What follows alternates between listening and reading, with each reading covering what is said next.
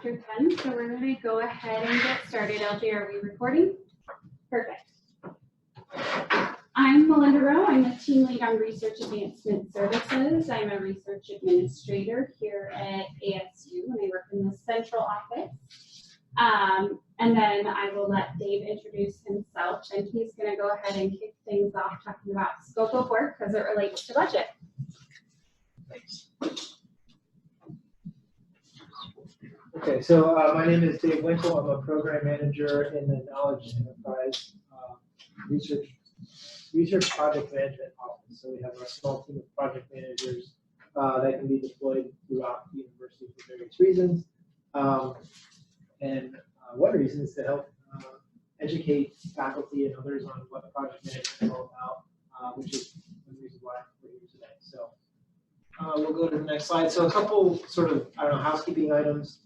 This first one is a plug for funding.asu.edu. So you can go to this site to see various things. It has information on funding announcements. It has information on events like this where you can learn different things. Anything else on there, LJ, you want to point out before I move on? Nope. Okay. And again, it's just funding.asu.edu. And this recording and these slides will be available afterwards, so you don't necessarily have to scramble to write things down. Next site worth mentioning is a project management site. So this, obviously is much longer, but again, you'll get this slide deck after the recording will be available. This slide right here, it's a little hard to see with the divide on the monitors there, but it has some helpful pointers. It's very high level, but it has some helpful pointers on what a project is all about. You'll notice that. Oh, it doesn't show on the screen. Okay. Well, I'll just point over here. It's just worth noting, right? The execute project part, which is probably the thing that most people think about when they think of an award, research award, is actually just a small part of the process. Certainly a lot happens there, but the idea of showing something like this is to get you guys, sort of in a mindset that at least a project management mindset, that it's more about, it's not just about project execution. There are a lot of other steps. And, a researcher's role in these other steps can be small, but they do exist, and it is worth knowing that in addition to project execution, there's a lot of planning and setup and negotiation that happens along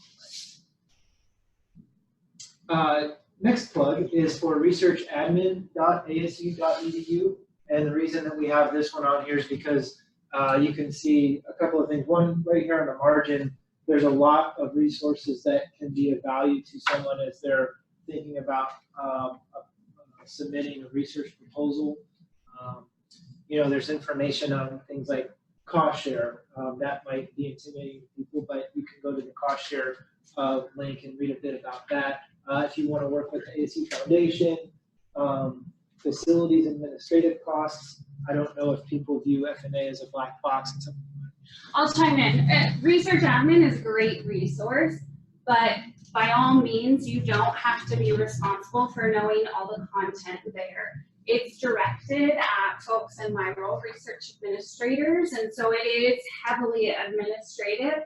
But if you're curious and want to find out a little more information about some of these things, you can use Research Admin as a resource. Thank you. Cool.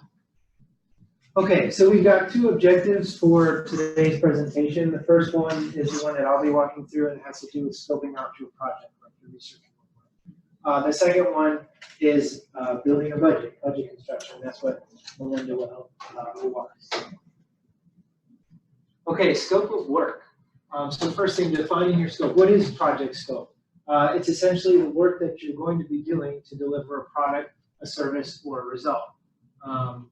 You might be familiar with the term statement of work. Statement of work is sort of how the scope is officially captured, right? You may respond to a funding opportunity that has a statement of work, and your job is essentially to write a proposal that tells the funder how you will accomplish what's in the statement of work. Sometimes the funder will ask you to write a statement of work.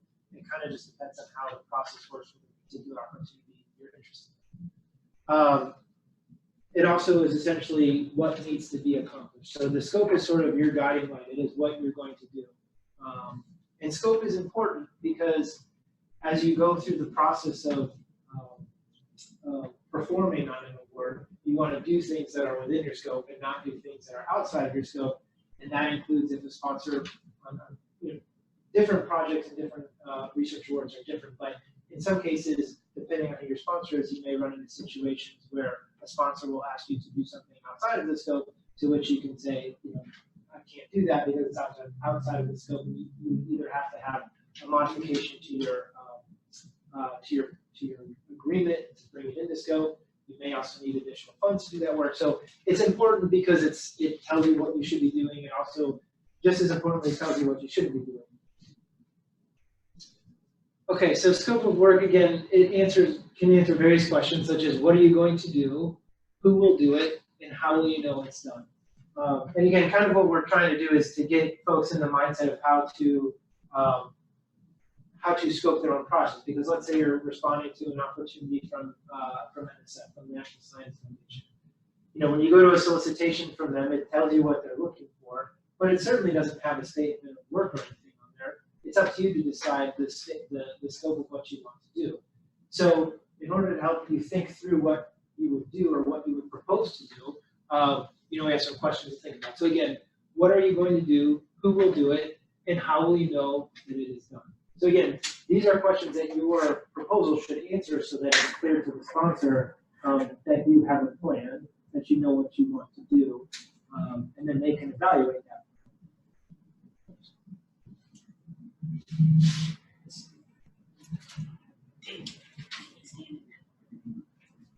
Can I stand over here? Okay. Next slide. Sorry about that. So, what are some ways to work through your scope? We have this slide called create an inventory, right? So, first question: what do you have? So, the reason that this question is on there is because, again, we're trying to get folks in the mindset of how do I come up with a scope? Well, part of that is understanding what you already have, so that you know what you sort of don't need to redo, right? Or what resources you have. So what you have can be people, right? It can be the expertise that these people have. It can be laboratory capabilities, right? If you have certain instrumentation, it's certainly important to know that you have it so that you know you don't have to buy it as part of your research award. It could be graduate students. You may have students that you want to have funded or supported by this work. So you'll have to be aware of that. And it's not always just what might be in your research group, but it could be other research groups, other faculty, other researchers.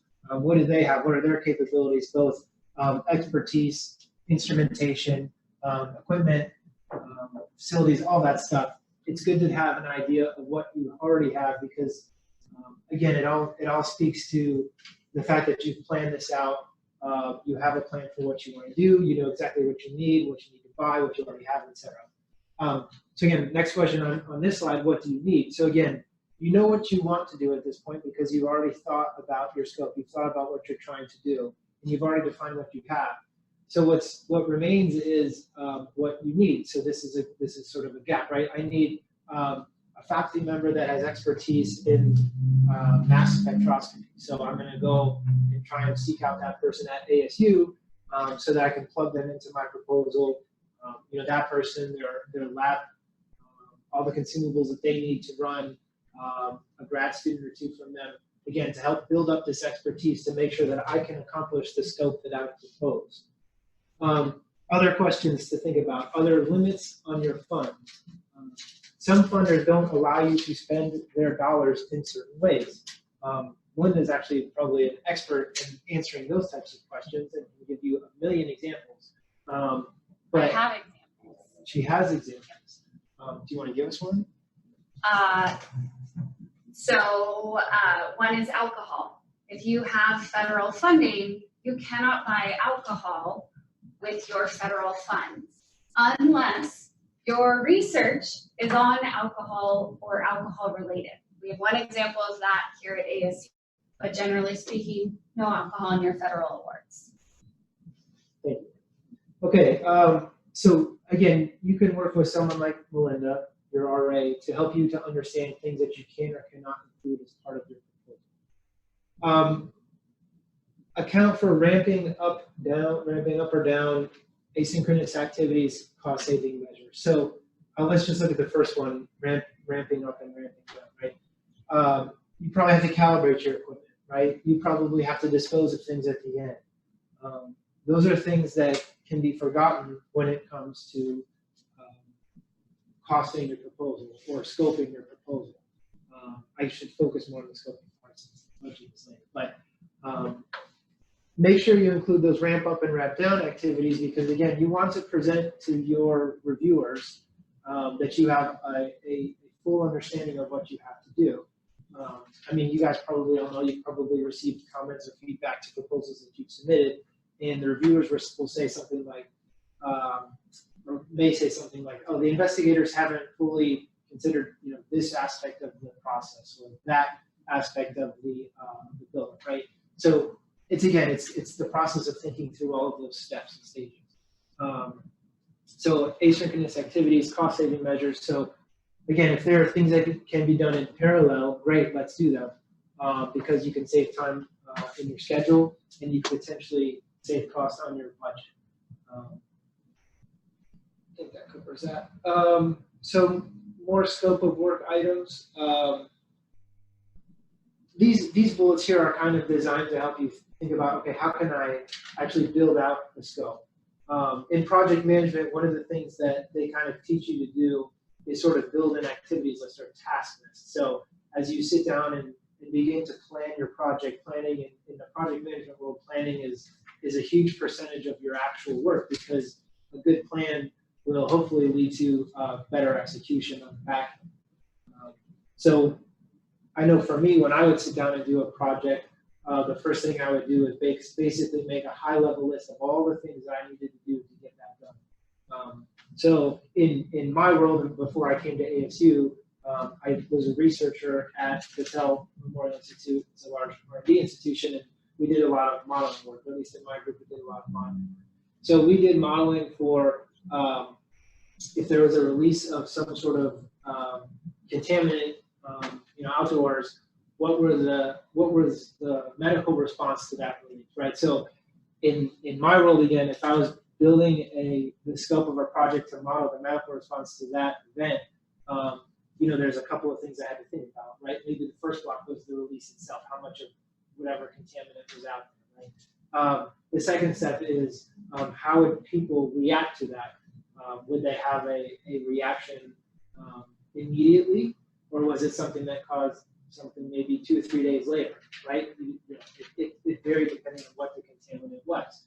And let's say somebody starts exhibiting symptoms. What do they do next? They seek care, right? And then what happens then? Well, then they get treatment for that care. And then at some point, enough people will get sick or ill or receive treatment to the point that someone realizes that something has gone wrong and they have to have a more of a large-scale response. So you can see you kind of segment things into blocks, and it helps you to realize or to gain an understanding of the scope that you want to propose for your project. Blocks have inputs and outputs. So, you might have 5 stages of whatever it is that you're proposing, but the first 2 stages can happen in parallel and they both feed into the third one because, I don't know, one is a data piece and one is a validation piece. I don't know. Blocks can essentially feed into one another. Blocks may be optional. Maybe if you're, I don't know, maybe you're calibrating something and because your initial attempt at calibrating the instrument worked, you don't have to take this other step. I don't know. Or maybe because your calibration went so well, you don't need some sort of, secondary validation. Just giving a random example that may or may not apply to you. But again, the idea behind how you could approach building your scope is to come up with these blocks. You may need input from someone else. If you're doing a project or executing or proposing a project, and again, using the example from earlier, you need somebody that knows a lot about mass spectroscopy. Well, guess what? You probably need that person to tell you the different steps that they need to take to do their portion of the work. Because presumably they are the experts, so they should have a sense of what needs to happen. And then of course the final block, the one at the very end, would be sort of a termination one. You know, we've completed our project. If you have a final set of deliverables or a single deliverable, that last block would check that box, and that's how you know that you would be done with the project. It may be a ramp down type of thing, like a tear down, a waste disposal sort of step. It all depends on what research you're thinking. Okay, so that was sort of a method or an approach that you could use to draw out your scope, but then how would you actually do it? Right? What would you do? You could brainstorm, which is maybe you sitting in a room, putting your headphones on, your favorite listening music, and kind of just rolling it out. You might do it as a group, right? If you have some co-PIs that you're working with, you know, the 4 of you or however many there are, you get together in a room and you do the same type of thing. Narrative, you know, you could think about it in the sense of telling a story and how you get from one step or one block to the next. Engaging with stakeholders. Stakeholders can be a part of your internal ASU team, but they could also be the people that will be impacted by your research. So if you're doing a project related to opioids, perhaps you're reaching out into the community to folks, to first responders, or maybe you were able to get in touch with victims of opioid abuse. I don't know. But again, the idea behind this slide and the previous slide is to not just assume that you can understand all of the scope yourself. There will always be an opportunity for someone else to think about your problem or your project from a different point of view and have some potentially valuable insights so that your project is as well-rounded as it could or should be. Does anybody have any questions? You can ask questions along the way, and that goes for folks online. We have somebody in the back that is monitoring our chat. So if you have questions, feel free to jump in. Sorry for not saying that sooner. Okay, this slide is called gut check because there are certain questions you can ask yourself as you go through the process of developing the scope of your proposed research activities. Another great resource that's not on this slide is something called I'll probably say it wrong, but it's called like the Hillmeyer Catechism. It's a DARPA strategy, and it asks a series of questions like, they're kind of blunt, right? Like, who cares about what you're doing, right? So, and the idea is if you work through those questions, you could formulate a better proposal for people that are truly evaluating whether or not to give you money. Can you repeat the name of that catechism? Yeah, Hillmeyer, H-E-I-L-M-E-Y-E-R, Catechism. So it's a series of about 7 questions that DARPA makes their proposers answer as a part of their proposal. So again, it's things like, who cares? Who will it benefit? You know, why is it better than what's out there? Things like that. Similarly, other questions you could ask yourself are, is it relevant to the sponsor? So you all know who you're proposing to when you submit a proposal, right? It could be a specific program and program manager within NSF. It could be a specific division within DOE. It could be NIH. You know, they have a bunch of divisions, or I'm not sure if they're called divisions or something else. But again, is it relevant to the sponsor? Each of those organizations or sub-organizations will have, may have or should have things like mission statements, strategy documents. The proposal itself will likely probably have those types of things as well. So make sure it's relevant to the sponsor. The sponsor should have already done a good job either in the opportunity or some of their website documentation telling you how to make it relevant to them. Does it advance scholarship and research? Is it unique? Is it different? You know, you should be combing or scraping literature to make sure what you're doing is advancing the field. Program officer or manager champion. So a program champion is somebody generally speaking, it's going to be somebody that is either at your at the office or of the group that has released the funding opportunity, or it could be somebody that strongly influences them. The idea there is that you're already gaining support for what you're doing prior to the solicitation being released. Because, and I say that because generally speaking, you can't, usually there are restrictions on how you can communicate with the program manager once an opportunity is out, right? But prior to that, because a lot of these things come out at regular intervals, it is helpful to try and get their attention in some form or fashion, whether it's going to visit them in person, seeing them or meeting them at a conference, inviting them to campus. There are ways that you can actually interact with these folks before you submit an idea to prime them for your idea, to get input on it, to get feedback. It can be a tremendous help and can give you an in when it comes time to submit your idea. Is it understandable to the reviewer? So this is more of probably a proposal specific comment or question to think about. Things like jargon and that. Just be aware that there are people that are going to be reviewing this, and you want to make it as transparent and as easy to understand as possible. So some of that means just structuring a well-written proposal. Some of it is the vocabulary, the language that you use, and you can do that by having folks on your team, on your proposal team, review your proposal. CAD has some proposal editing resources you could use. So there are ways to sort of help address that question. Is it logical? I hope so, right? Like, you want your proposal to make sense. That's pretty important. You think it goes without saying, but we've probably all read a proposal either that was prepared by a colleague, or maybe you revisit a proposal of your own a couple of months down the road after you haven't looked at it, and you're like, this doesn't make a lot of sense. It happens, right? Like, sometimes we have great ideas and it's not always easy to articulate them. So again, having folks on your team, stakeholders, anyone that you can get to help proofread your proposal and tackle it from both just does it make sense point of view to is the language right, is the sequencing right, is it clear why there's value here? That's really important. You can gain a lot by taking a critical look at your own proposal and also having others take a look at it as well.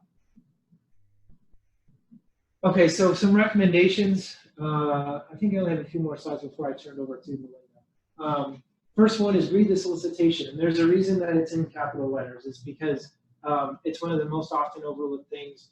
You see a solicitation come out, and you read like the first couple sentences, and then you're like, I got it. I know exactly what I'm going to do. But there's probably like 25 more pages that you may maybe you didn't read or you don't want to read.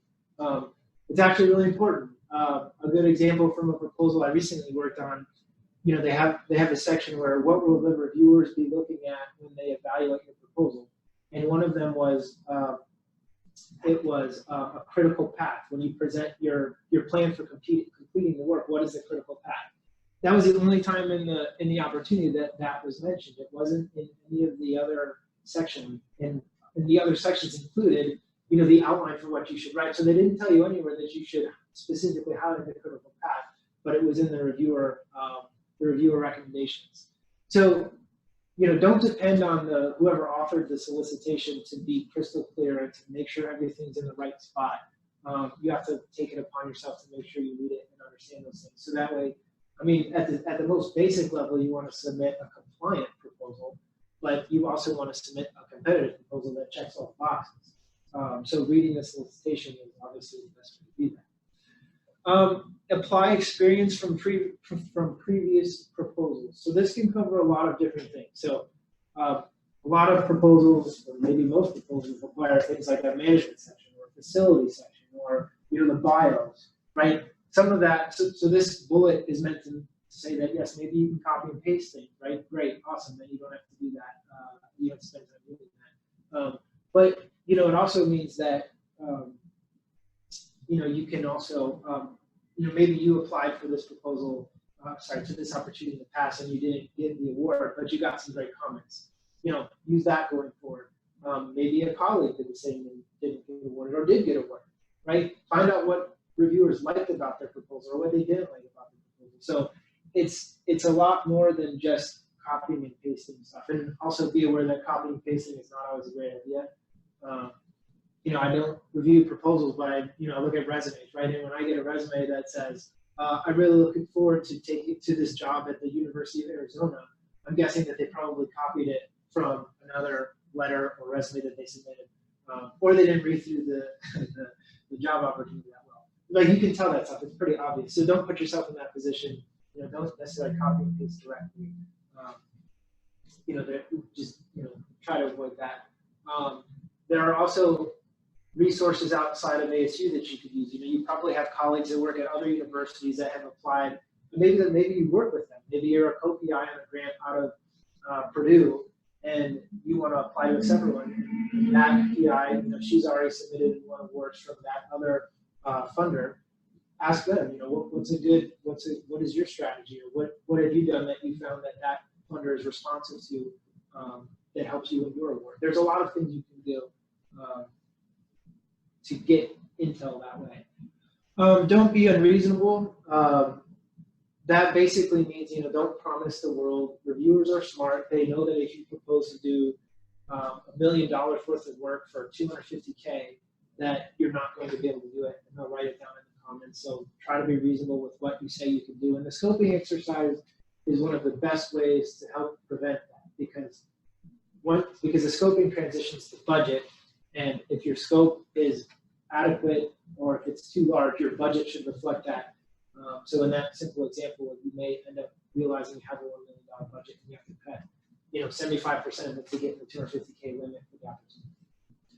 Leverage existing investments and programs. So what we're trying to communicate here is that funders like to amplify their investments by piggybacking on other existing investments. So because it's cheaper, right? You can get more done. You can advance things further if you're building upon work that's already been done. So don't hesitate to think about ways to leverage things that you already have going on or the university already has going on, because it helps add to the legitimacy of your proposal, the seriousness of it, especially if it's something that, for instance, ASU is already committed to in some way. It's good for funders to see that there's already a backbone or a foundation of work that they're just building. Pool resources. So again, if there are things that you can bring together so that you're not all doing things in silos, obviously that makes sense. If your research team is actually kind of 3 different groups, you shouldn't all propose, I don't know, separate spaces on Dropbox or something. That's the simple example, and it doesn't actually result to cost. But things like that. Like, make sure you're all synced up. You shouldn't present yourselves as a set of siloed operations. You should present yourself as an integrated. Okay, a couple notes on sort of this is kind of vocabulary stuff, but so vision and goal. So vision, what the future will look like, and goal, the ambition of your project. There's just a note about being consistent about these things. You might hear it described as win themes. So there's certain things that you want to echo throughout your proposal.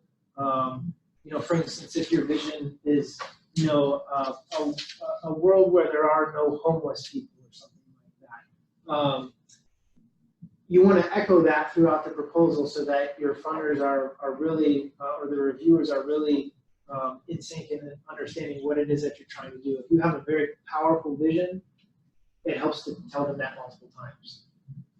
And another good thing to point out there is because most proposals, or many, some, I don't know, proposals can be written by more than one person, right? You and your co-PIs might be working together to write a proposal. It can often be very, very clear when you get to the part that one PI wrote, and then you transition to the part that the next PI wrote, right? Like, because everybody writes differently. So this is one way to help kind of smooth that over, in addition to just the normal text and vocabulary and the way people write, but messaging and making sure that your vision or your win themes are consistent throughout is a really good way to help smooth things over. Just some other, sort of keywords or vocabulary type things. Task, a description of what to be done. Activity, the thing that you or the group has done or must do. So the idea here is that, like, activities would roll into tasks, right? If your task 1 is, I don't know, surveying end users of some drug, I don't know. The activity would be the sequence of steps that you would do to accomplish that task. And then milestone is an action or event marking a significant change. So you may have an opportunity that requires you to define milestones. So if your goal is to make a process 20% more efficient, and you're going to have, you propose 3 ways to make that happen. maybe you have a milestone after you've implemented the first two and you've knocked off 15 of that 20%, something like that, because if you can't hit that one, you're probably not going to hit your overall milestone or your overall project goal. So we recently supported some Department of Energy proposals that make you identify a milestone per quarter. So whether or not you guys do those types of things, I guess I don't know, but it is important to understand kind of some of the terminology that you may have to respond to when preparing a proposal. Okay, so this is just an example, right, based on some of the terminology we just went over. So a vision, sample vision would be to improve student learning across the area. You can see it just means like a city or something, or a county. And the way that we would do that, the goal is to bring game-based learning to after-school programs. So your task one might be to adapt the game Candyland to an interactive character trait lesson, right?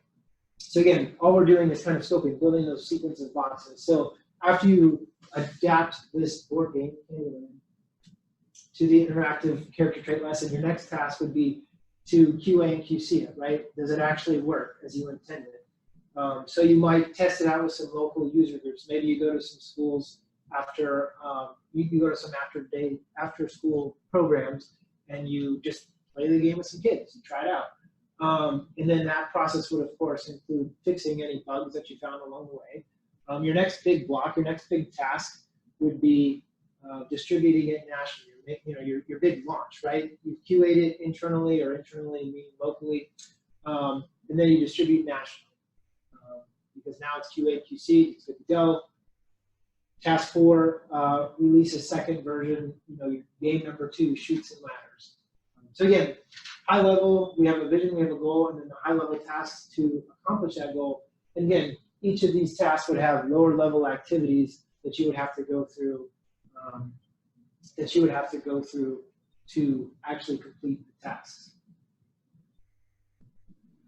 Timeline. So this is just, again, a sample thing for a 3-year project. We talked about this earlier. If you think of letters A through P as tasks, in this simple case, all the tasks roll into one another.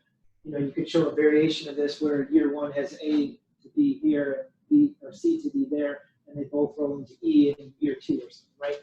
The timeline will largely be dictated at first by the opportunity itself. You'll know if you're looking for a 1-year award or a 4-year award, and then you have to arrange your scope to kind of fill that out. But again, in this task A and B, in this hypothetical research award, A and B happen in year 1, C and D happen in year 2, and then you finish up your big task 5 in year 3. This is an eyesore of a chart, but it's a Gantt chart, which is basically like taking something simple like a high-level task list or task list and schedule, and turning it into something a bit more specific. Not all projects or awards require this level of fidelity. Some honestly only require this level of fidelity. It kind of depends on what your sponsor wants. Some sponsors do want this. They want a detailed project plan that shows who's doing what, when they're doing it, when it gets done, when you start the next thing, et cetera, et cetera. Some want a combination of the two, right? A bit more detailed than what's on the previous slide, but not the eyesore that this one is. And in particular, there's some boxes highlighted in red, and those are meant to indicate a critical path. A critical path is simply like, what are the things that absolutely need to get done so that my schedule doesn't get thrown off? So, if you were in that previous example with the Candyland game, if for some reason your development cycle ended and it was summer vacation, well, then your QA QC with the after school programs is in a tough spot because you've got to wait 3 months before school starts again. So your critical path is going to be influenced by your QA QC task because that has to happen when school's in session. Obviously, there's an alternative to that. You could just go to daycare or something for day camps. But for the purposes of this discussion, you could just imagine that that's something on the critical path. Okay, that's the end of the statement. The scope of work. Does anybody have any questions before I end with this? Thanks, Dave. So you guys might be asking, I just heard about a scope of work and you're talking about budgets in this workshop. Why does that matter? Your budget is the financial expression of your scope of work. They don't live separately, they live together. So whenever I'm working on a proposal and someone says, oh, we're writing, we'll do the budget later. Not the best idea in the world, because then you might only have a week before submission. You haven't done your budget and your budget comes out to be $1 million over the sponsor limit. So that's why we talk about them together. So creating the budget, is anyone in the room today intimidated by creating a budget? Because I can tell you, I do budgets all day, every day. I enjoy them. I never thought I would say that in my life, but you all have a research advancement person who works with your school, your department, your center, who is an expert like I am about the administrative side of budgeting. So my message is, don't be overwhelmed by everything I share today. You have someone to help you. So a couple ways to think about it. Bottom up. So that's thinking of those little tasks and the activities and what do you need to get those done, and working your way up to the goal or the vision of your proposed work. Top down, just the opposite. Thinking of the big overall vision, chunking out what you might need and then refining from there. When we're thinking about budget, we need to make sure it complies with whatever the sponsor policies are. Federal, state, local guidelines, and ASU policies. Also keep in mind, when you're working with subcontractors, vendors, consultants, those things need to be incorporated in the budget. So especially if you have a subcontractor or sub-awardee, it's the same thing at another school, likely we're going to need pieces of administrative information for the proposal. So better to start working on it sooner rather than later. Budgets we think of in two broad categories. There's direct costs. Those are the things you can easily identify as being solely used for the proposed work you're going to do.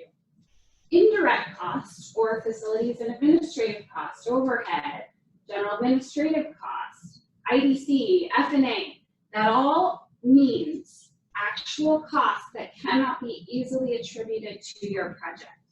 The lights, the air conditioning, your ASU provided computer. I can't tell the federal government how much of the time you used on your computer for Project X and what that cost me. It's just too hard to do. So there's a process that the university goes through. We negotiate rates with the federal government. We are cognizant to Health and Human Services, and it's again on the admin side. We work through those things. So because indirect costs are often, they have some negative feelings with them. Some people see them as a fee or a tax. They're really not. They are actually actual costs of research, but we need a way to capture them consistently across proposals. So you can see here, and I know there's a lot of information on this slide, so I would encourage you to go look at the slide deck afterwards, but you can see green stars are direct costs. So we have things like researchers, equipment needed for the proposed project. F&A costs, we might have space, we might have equipment, we might have the library, things that are institutionally provided. We all in Arizona love our air conditioning, so they're important costs. And then there are things we actually can't use the federal money for, so depreciation, things like that. It's not included in what's called our F&A rate negotiation. So more of that direct versus indirect, putting some concrete parameters around it. Salaries and wages are something we can direct charge. Year fringe benefits. So if you are budgeting time for an ASU personnel, we cannot, I say we, the research advancement community here at ASU, cannot budget personnel time without fringe benefits. If anyone's going to be paid through ASU payroll, it happens automatically. So keep in mind that that is something we'll include on a budget we build. The only time we don't include it is when there's a sponsor limitation that you can't charge ERA, and we have a few out there we work with. Again, travel, capital equipment, tuition, remission, things like are easily identified towards the project. Like I mentioned earlier, F&A, administrative and clerical staff. So people who actually exist in my role as a pre-awarded research advancement staff, the federal guidelines say you can't include proposal development support within your budget. So we're paid through F&A because we can't be on a proposal budget. Your utilities, that's something your unit pays for the building. It's really hard to attribute. All right, the prudent person test. When we are figuring out if we can budget something on a proposal, we need to think, is it allowable, allocable, and reasonable? So allowable means there is no guideline prohibiting us budgeting that cost. For example, ASU does not allow people to rent 15-passenger vans. So you cannot put a 15-passenger van rental on your sponsor project. It's against ASU policy, so it's not allowable. Allocable, this goes back to that idea. Can we attribute it to that project specifically? If you need a full-time graduate research assistant and they're going to spend 100% of their allowable time on the project, then that's easy to attribute. But if you have 5 projects going on and you have a student you're mentoring, it might be a little hard to figure out where time aligns. And reasonable. Is it something someone would reasonably pay? So one example I like to use is cookies and candy. I have a sweet tooth and it's great. But I might be willing to pay $20 for a candy bar that I can only get at one place. But would a person in their everyday life pay $20 for a candy bar? Probably not. So we have to think, is it a reasonable cost? Or are we charging way too much? Or is someone inflating their costs for us? Maybe we got a quote from a consultant for $5,000 for one day of work. It might be reasonable, it might not, it all depends. Okay, ERA. For those of you who do NIH research, this ERA is not ERA Commons. ASU uses an internal system called Enterprise Research Administration System, which we call ERA. So this is what ERA looks like. So if you're working with your research advancement staff, this is not a system you necessarily need to know the ins and outs of. It's the system we work in, but you will be asked to review and approve proposals, and we might send you budgets from ERA because this is our budgeting system. Here's what one looks like. So you can see it's broken down into major categories: senior personnel, other personnel, salaries, there's equipment, travel, participant support, other direct costs, and indirect costs. This doesn't take us long to make. Those of us who live in the pre-award workspace make budgets all the time. So if you can say, hey, I need 10% of my time, I need a GRA and travel to Washington, D.C. for 5 days every year, and it's a 3-year project, I can turn that into a budget in probably about an hour. It doesn't take me very long at all. So I want you to know there's help. We do this all the time. Budget justification. So just like we said, the budget is the financial expression of your scope of work. Your budget justification is your narrative of your budget. It's not just listing in words what your budget is. It's going through and talking about the need and the benefit for every line item that is in your budget.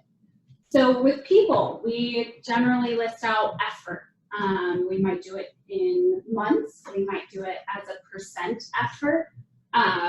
We might do it in something different because of sponsor requirements. For example, USAID often likes to see personnel time as daily rates. That's not something we typically do at ASU, but we do it on proposals for USAID because that's how they want to see it. Equipment. So Capital equipment is different than materials and supplies.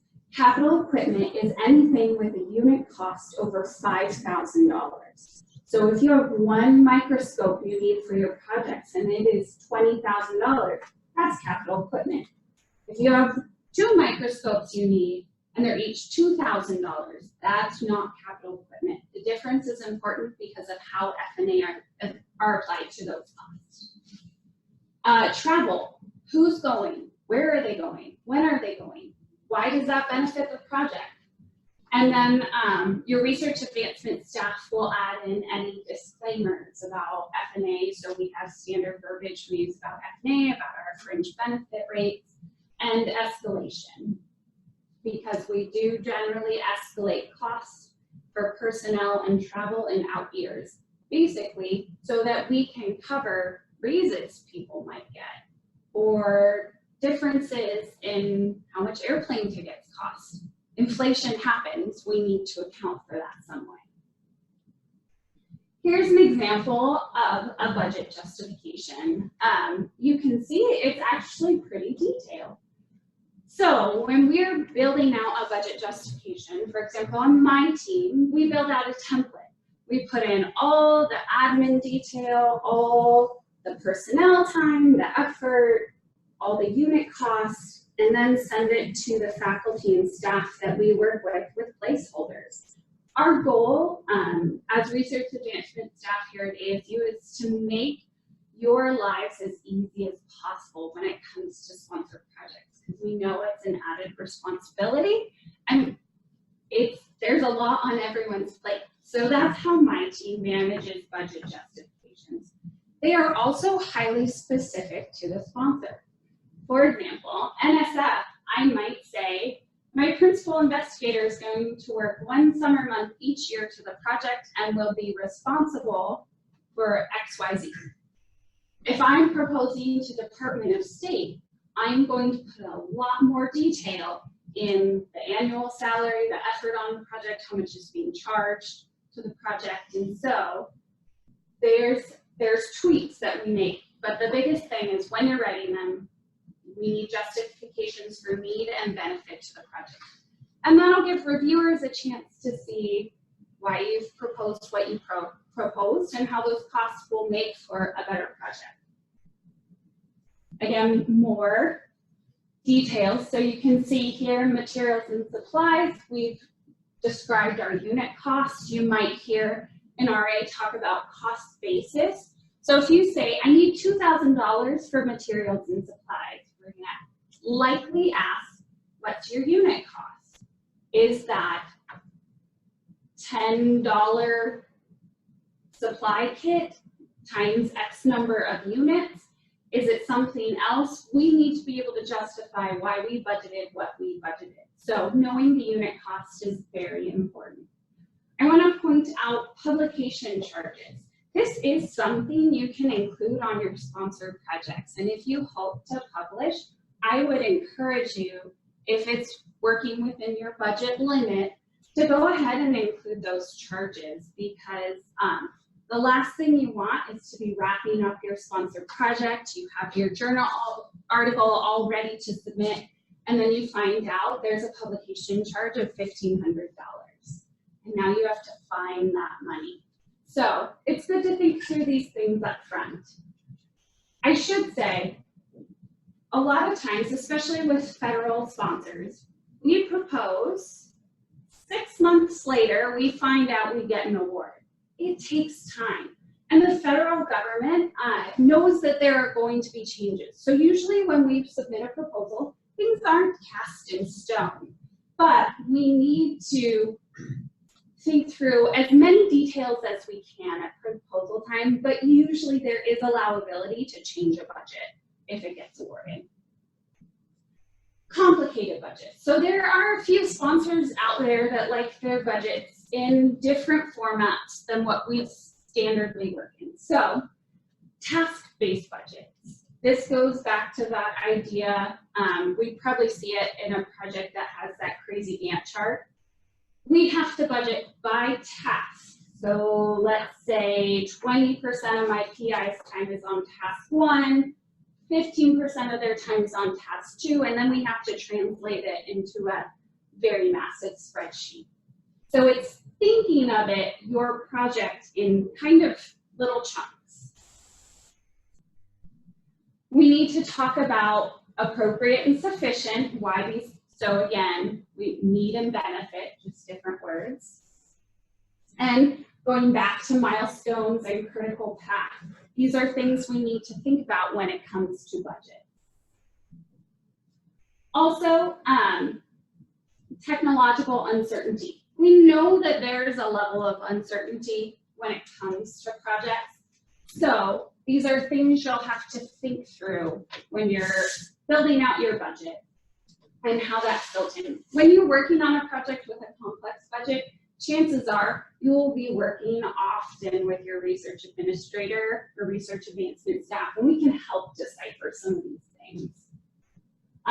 This goes back to thinking of task-based budgeting. Your blocks can be subdivided. So as you're building that project timeline, task A might live in, there might be 1A and 2A. So thinking about it that way.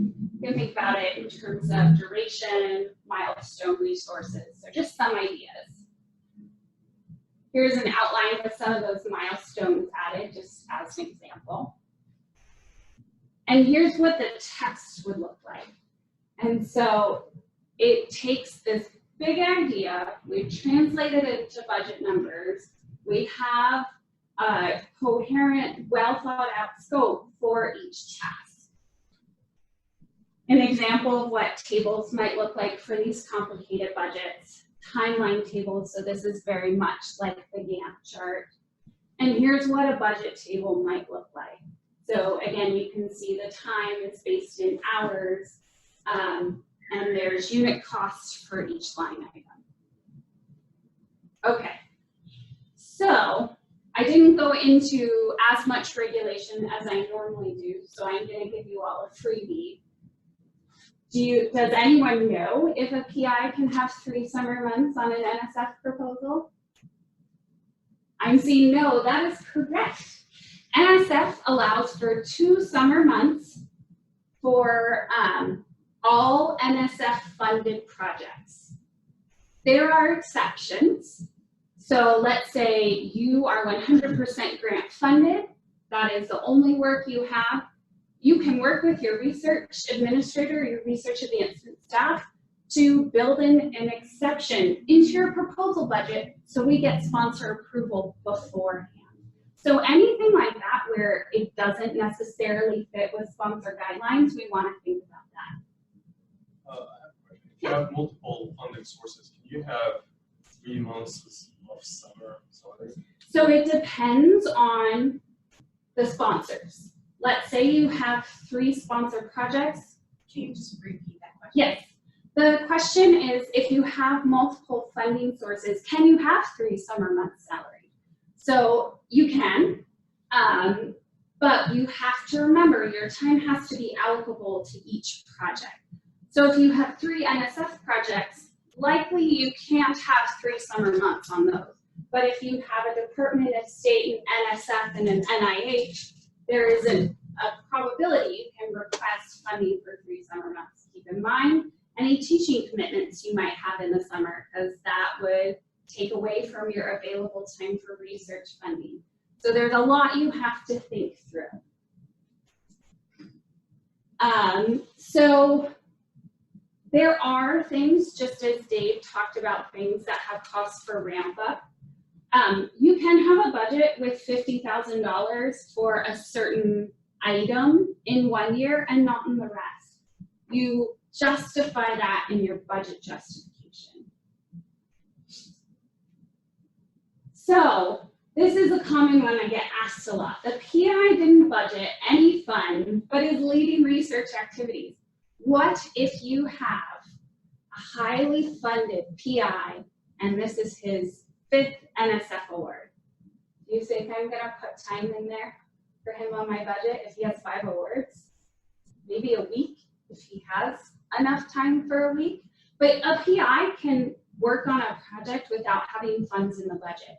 When I'm working with budget limits, I like to tell my investigators, what can you absolutely not do without in your budget in order to get your research done?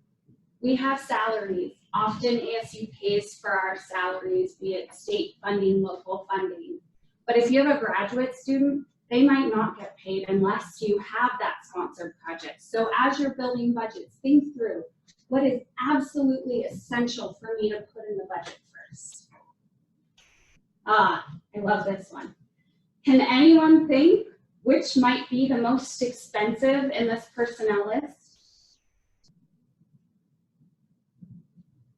All right, since we're getting close on time, I'm going to tell you it's the graduate student. Graduate students, in addition to their pay and their fringe benefits, they also have tuition remission. So if we are budgeting a graduate research assistant on your proposal, there will be tuition remission. Those fees, those costs are set by ABOR, and we can't negotiate them down. It's based on the effort that a graduate research assistant would work. And so when budgeting, keep that in mind. If you have a GRA, they're going to have more costs than, say, if you hired 2 undergraduate students. Plug for the rest of the proposal development workshops. The next one is about creating a responsive proposal on October 1st. Research is available Registration is available in Research Academy, or you can find the workshops on funding.asu.edu. And here's those sites we have mentioned today. Are there any questions? I know we only have 1 more minute, so I'm happy to stick around for those in the room. That is the end. I was going to say, if my info is out there, you can reach out to me, but we have Dave Winkle and Melinda Rose, so if you need to ask us any questions, we're happy to help. Thank you all for coming today.